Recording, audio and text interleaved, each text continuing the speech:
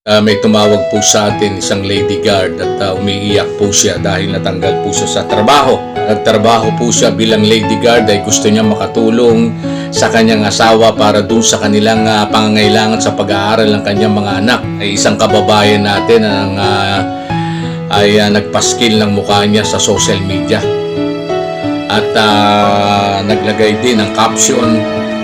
Gusto ko lang ipaalala sa ating mga kababayan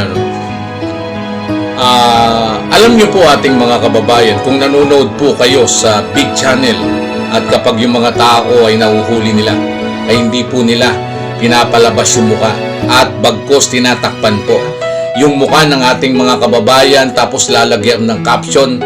Abay, matinding kaso po yan ating mga kababayan. Pwede kayong sampahan ng cyber libel dahil dun sa ginawa po ninyo na i-post nyo ang muka ng isang tao na hindi nyo tinakpan. Ay mabigat po ang kaso niyan ating mga kababayan. Kapag guard po o lady guard ang inyong sinusumbong, may proper venue po tayo. Pwede nyong i-report sa security office, pwede rin sa SOSYA para ma-actionan nila in properly action. Hindi po yung ipopost ninyo ang muka ng isang tao. Paano po yung mga anak po niyan? Di bubulihin yan.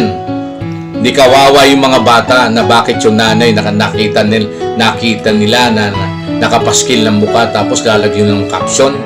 Mag-isip-isip po kayo ating mga kababayan kung tama ang ginagawa po ninyo. Ay malaki po ang pain po niyan ating mga kababayan.